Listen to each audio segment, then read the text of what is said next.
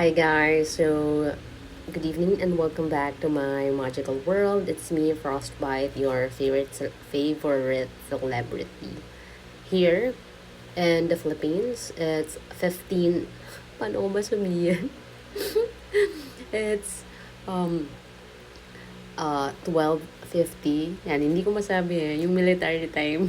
So, it's 12:50 in the morning and I'm already asleep a while ago. Not asleep, like almost there, but then I woke up because of some, I don't know. It's just that, I'm awake when it's at this hour. And maybe I'll travel tomorrow. Maybe. We don't know yet. So, how are you? Mm, I will be here with you often. Yeah. So, I will be here like it's a daily bread. You will see me always.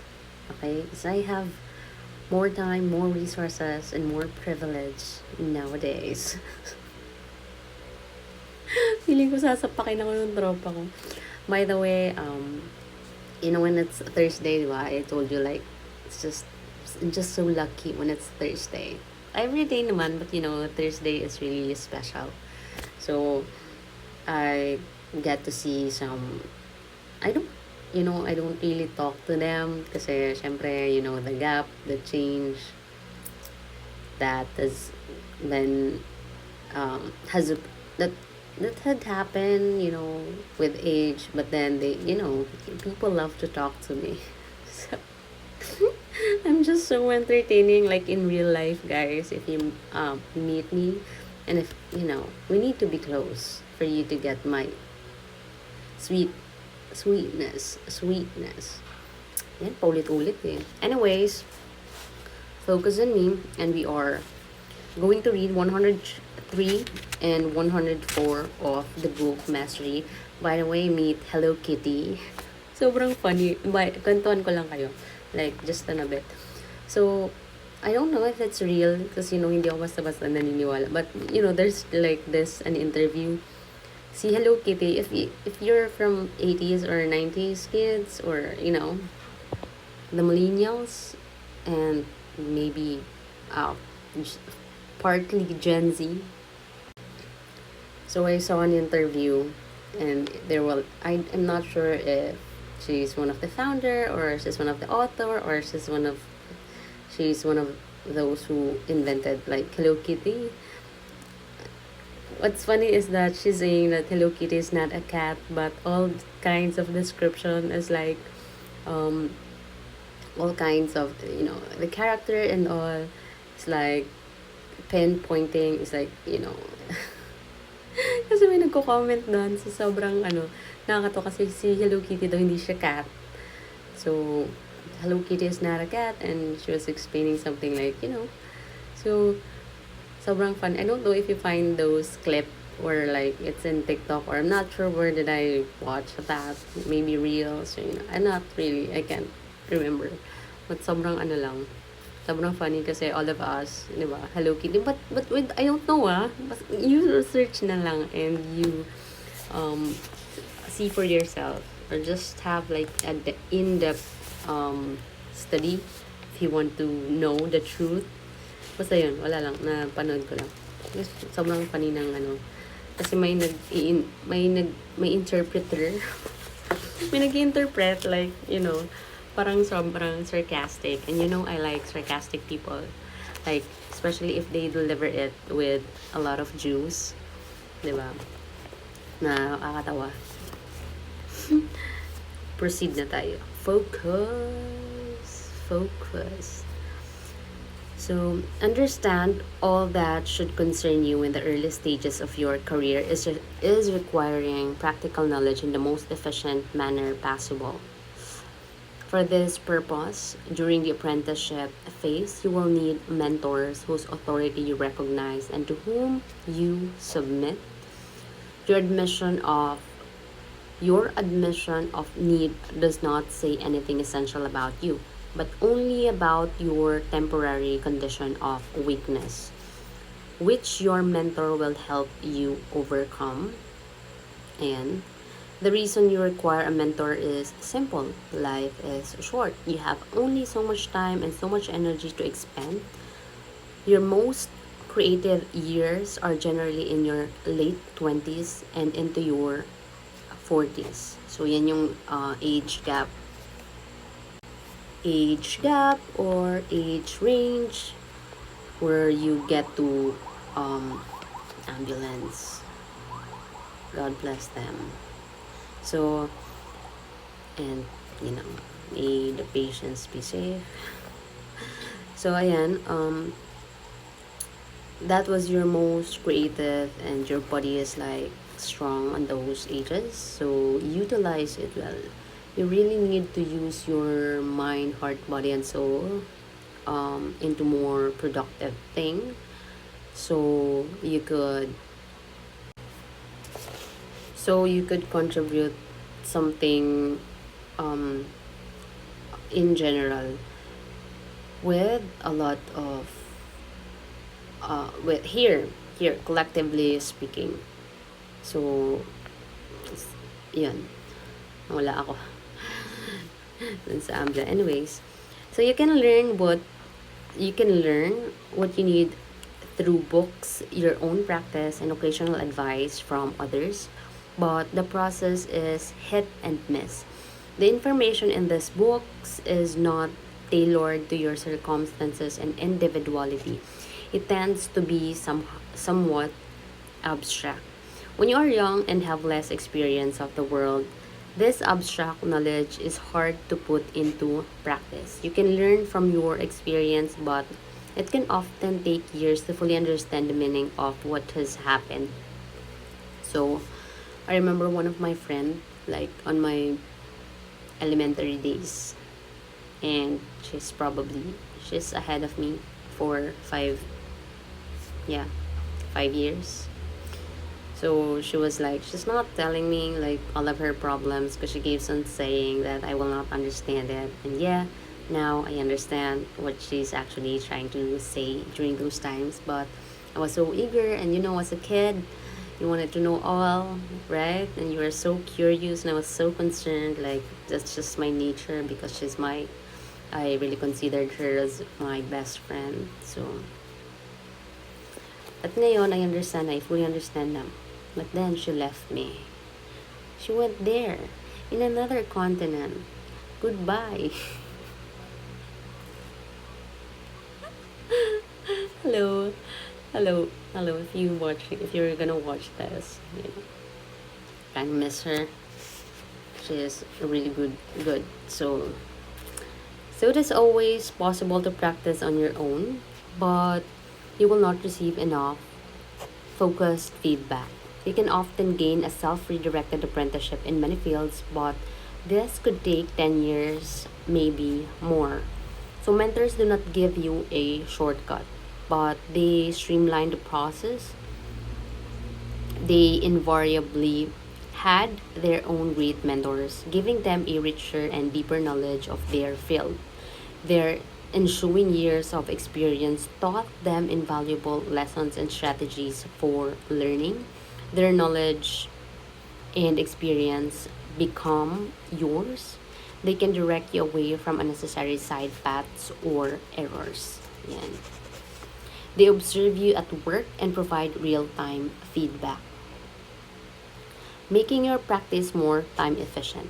Their advice is tailored to your circumstances and your needs.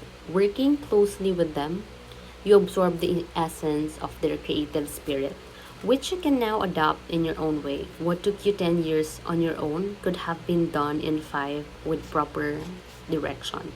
So, actually, mentors will can save you from a lot of things. So, it's just like me. When you're watching me, when the time is right, I could share with you some of my, what I had been through. You will actually learn from it. So, but I'm just spilling some teas, di ba? Sometimes, not all the time naman. Pag nasa ano lang talaga, when I'm in the mood, when the timing is right to share, you know. So there is more to this than just time saved. When we learn something in a concentrated manner, it has added value. We experience fewer distractions. What we learn is internalized more deeply because of the intensity of our focus and practice.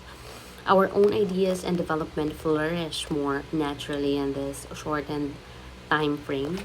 Having an efficient apprenticeship, we can make the most of our youthful energy and our creative potential. What makes the mentor protege dynamic so intense and so productive is the emotional quality of the relationship. By nature, mentors feel emotionally invested in your educations. So, di ba, just like teachers, you know that no matter what they say, no matter what they do, di ba, you know that um, teachers, they don't actually value their, I mean, they have income, but the salary is, it's not really, I don't know nowadays. But, di ba, nagpapantay kasi the inflation and all eh. But, I think they have better salary na nowadays compared to before. But, still, they are more invested with the learnings that they can, I mean, their knowledge that they can share with the students. Diba? It's kind of like their value. All of their values. Syempre, nasa-share din nila yung personal experiences nila and other things. So, by nature, mentor feels emotion. Ayan, sabi ko na. So, this can be several reasons. Perhaps they like you or see in you a younger version of themselves and can relieve their own youth through you. So here perhaps they recognize in you a special talent that will give them pleasure to cultivate. Perhaps you have something important to offer them. Mostly your youthful energy and willingness to work hard. Diba? Ganun naman yun. I actually admire those people when they are starting kasi I have seen one. I don't actually hindi ko sure kung ka-work ko ba siya or what. Or I don't know, but he actually really, I can see the dedication that he puts in the job, and hindi ko pa siya naririnig mag-complain so far. Maybe I'm just in another department, but yeah, so far.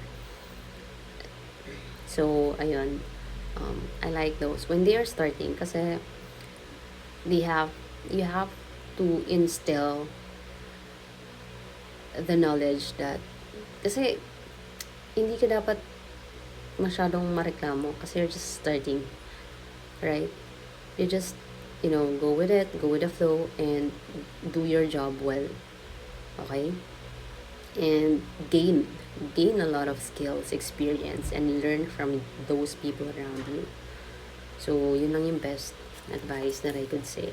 I like people who you will see, diba, when someone is really dedicated or they're just doing their job well. So, yun. Walang halong yun na, like anything na. So, being useful to them can build a powerful emotional connection to you over time. On your part, you also feel emotionally drawn to them, admiration for their achievement, a desire to model yourself after them, and so on. Mentors find these immensely flattering. Diba? With this two-way emotional connection, you both open up to each other in a way that goes beyond the usual student-teacher dynamic. Yan, kakasabi ko lang. Ito na mismo yung mga sinasabi ko. So when you admire people, you become more susceptible to absorbing and imitating everything they do. You pay deeper attention. Your mirror neurons are more engaged, allowing the learning that involves more than the superficial transmission of knowledge, but also includes a style and way of thinking that is often powerful. So, I just noticed, diba, when yung mga kasama mo, when you associate yourself with Bardagol people, diba? They also have this Bardagol, like, Bardagol character or like attitude or like personality, which is so disgusting. And I don't like it, guys. Especially if you're not in the position to do that. So, yun. I'm just saying. So, yan.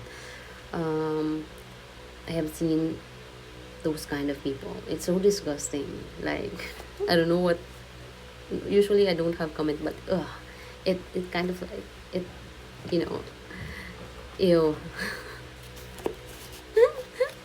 Like yung totonohan ka ng ano, yung the way they say things, yung so annoying. Continue. So on the other side, because of the emotional bond, mentors will tend to divulge more of their secrets than so more of their secrets than they would to others. You must not be afraid of this emotional component to the relationship. That is precisely what makes you learn more deeply and efficiently. So think of this way, the process of learning resembles the medieval practice of alchemy. In alchemy, the goal was to find a way to transform base metals or stone into gold.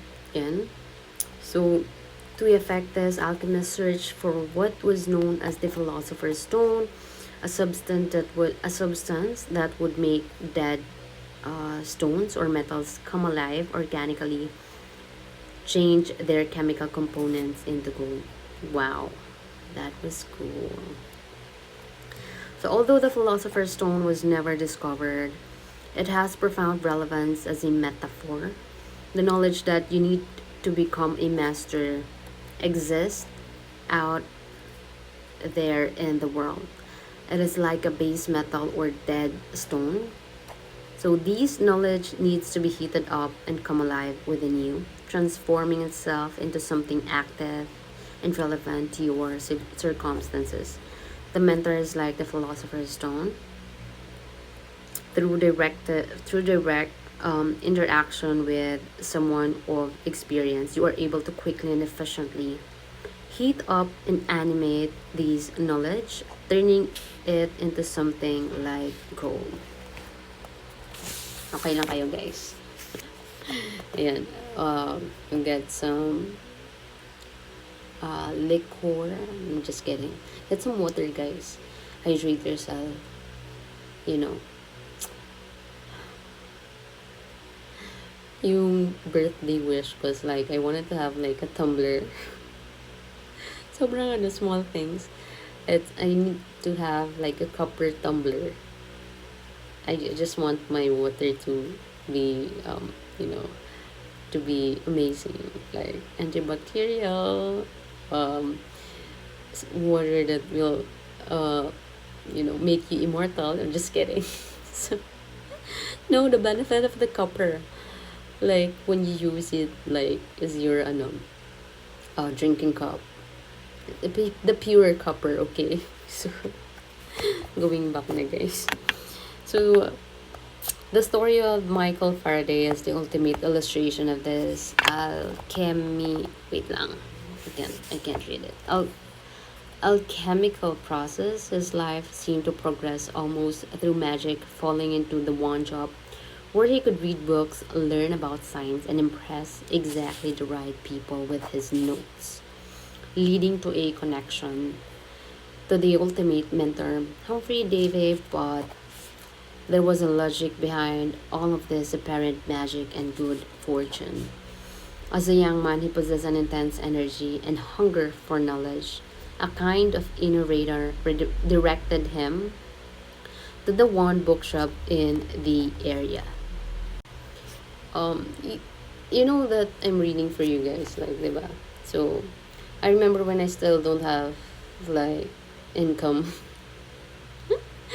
So, it's like, I wanted to, like, do audiobooks before. And look what I'm doing now.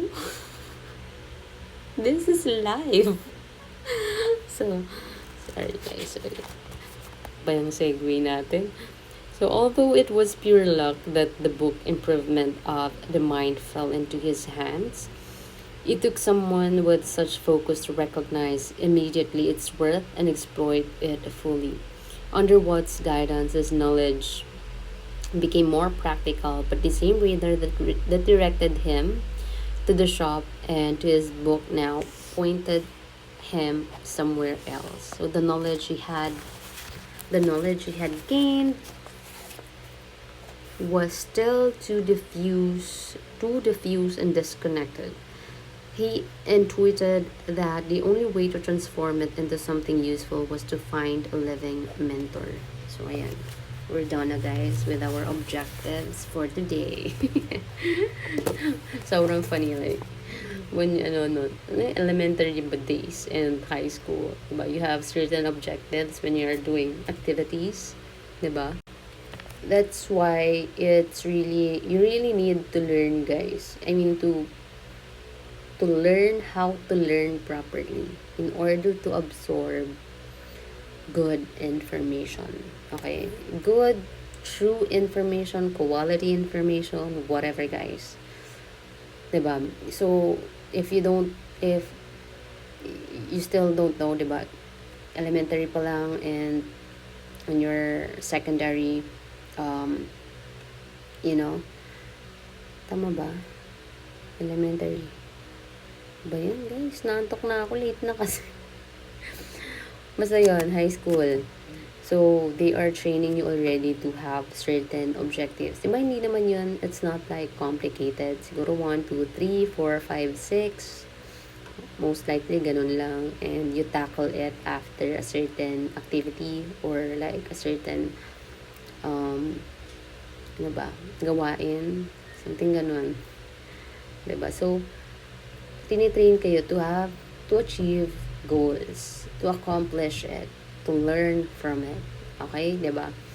And, remind ko lang kayo that if you have gifts, what do you mean by gifts? Talents. What I'm saying is that talents, abilities that you have within you. For example, magaling kayo magpiano, you know, do marathon, magaling kayo kumanta. Your gifts and talent is not for you, guys. It's not for you. You have those gifts and talents for you to share with the world. Kasi kung ikaw lang, you won't appreciate it. Diba? It's for the world to see it. So, I'm here. Of course, I'm here to support it, guys. If you think that no one is supporting you, kasi I've realized that I have always been a good supporter. So, with a lot of people with a lot of talents. So, ayan. So, it's not for you guys. Kaya, if you have those kind of skills, gifts, and talents, you have to really share it with the world. Okay? It will bring you something. Yung something na yun is for you to find out what is it. Okay? So, just do your thing. It's your life. Diba? Okay? So, thank you guys for listening and thank you for helping me make this world a better place for all of us and for the future generation. Mag-ingat sa fake news, di ba? So, you have to learn and then learn many things nowadays. Kasi a lot of illusion, a lot of fake shit, a lot of imitations, a lot of liars around us. Di ba? So, I hope that you will have the gift of discernment. Haba ata ng ano ko ngayon. Advice. Tulog na tayo. Okay, I will see you again.